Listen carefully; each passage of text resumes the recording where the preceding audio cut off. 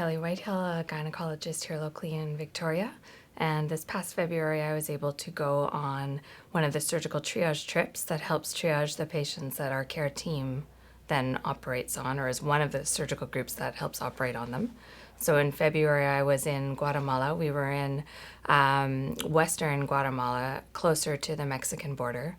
We first flew in through Antigua, and then pretty quickly thereafter, the next day, we took an 11 or 12-hour cramped van ride as far west as we could get before getting into Mexico to start our 4 days of surgical triage. Does it cause her pain? ¿Eso es lo que tiene dolor?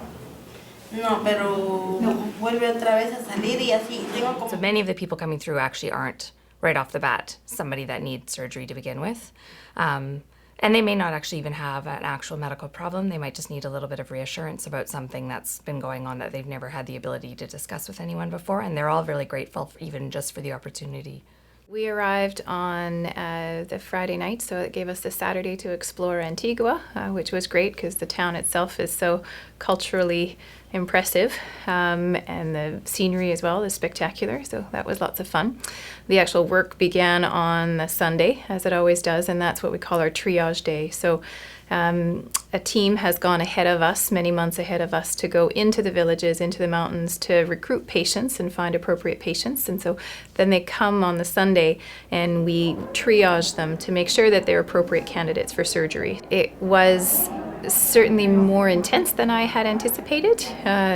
Not in terms of the workload, I was expecting to work that hard, but the pathology that we saw was certainly more extreme than I had expected to see. We saw patients who'd been dealing with horrendous conditions for sometimes 30 years, and they just don't have access to care. Some of them haven't left their villages their whole life. And then they're putting trust in us to get on a bus with people they don't know, travel 14 hours to come to a city they've never been to, and come in for surgery that they're afraid they won't wake up from.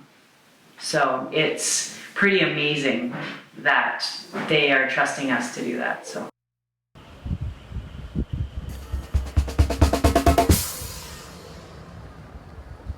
we do one surgical trip every year, and in order to do approximately 85 surgeries over that 1 week period, we need to raise about $25,000. And this event here is raising 3/4 of that.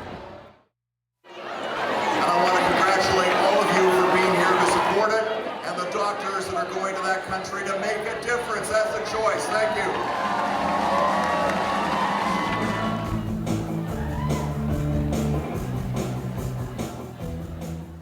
I'm a general surgeon, so we'll be doing mostly well-needed hernia operations, gallbladders, and other various operations that are required. These people really have no access to healthcare whatsoever, so these are operations that they would never get if we weren't there. I'm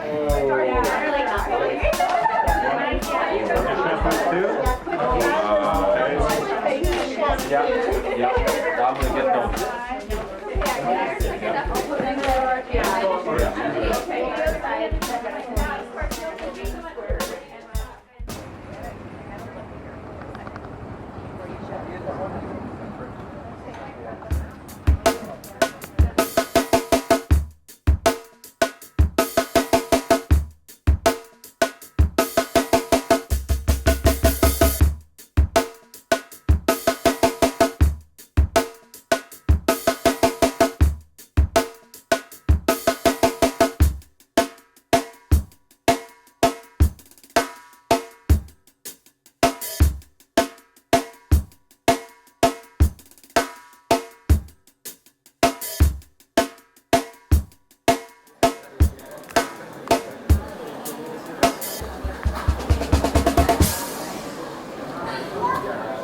Hi, my name is Ariel Marroquin. I'm the Director of Operations for Planner for Surgery / Asociación Compañero para Cirugía here in Guatemala.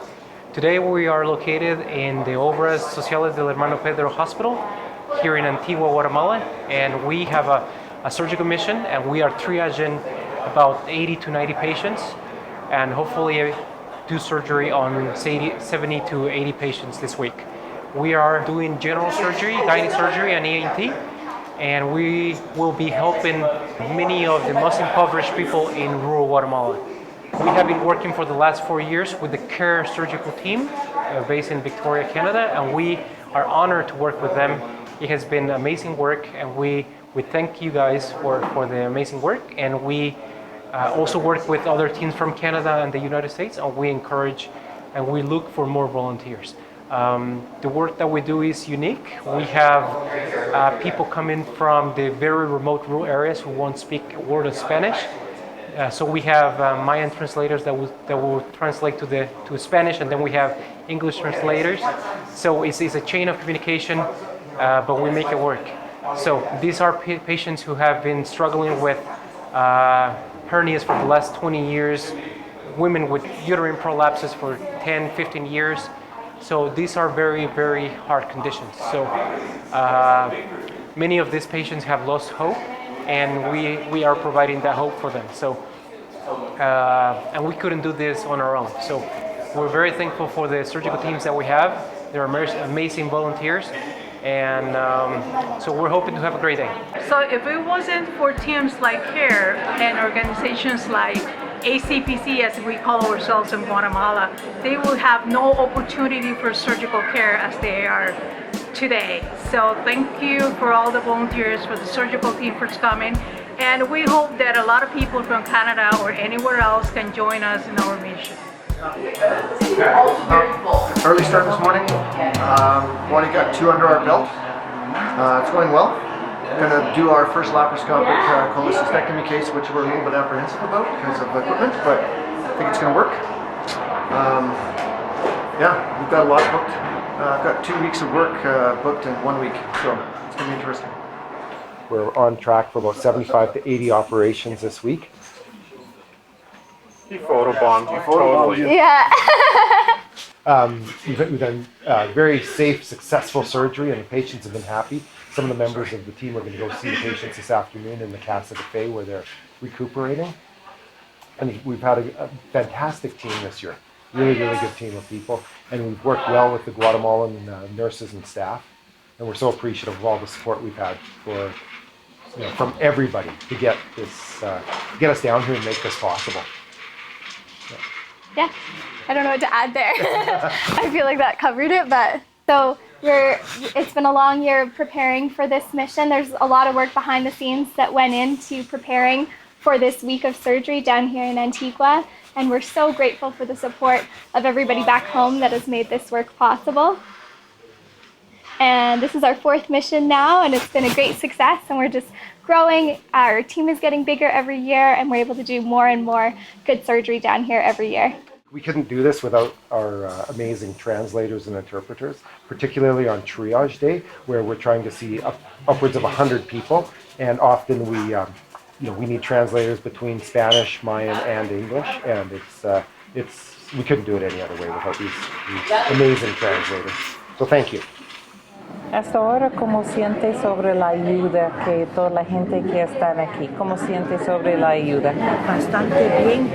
She said, I feel really good about this because I was also here before and I had surgery done. So I'm very thankful that it is here.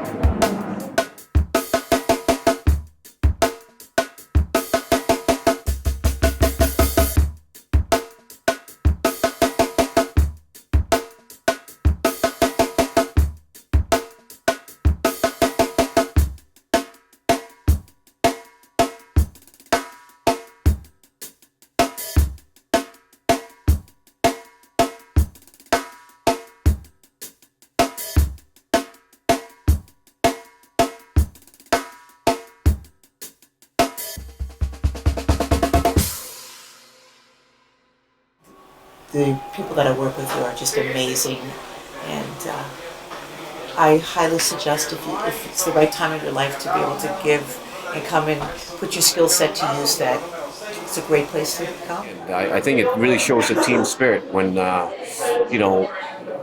was done my slate of cases, but I was helping out a gynecologist. I was helping out Joelle, and then Joelle found out there was a hernia.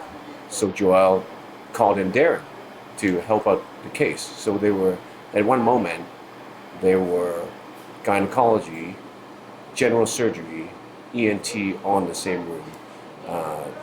helping, doing this case, which I thought was wonderful because, you never really have that opportunity at home.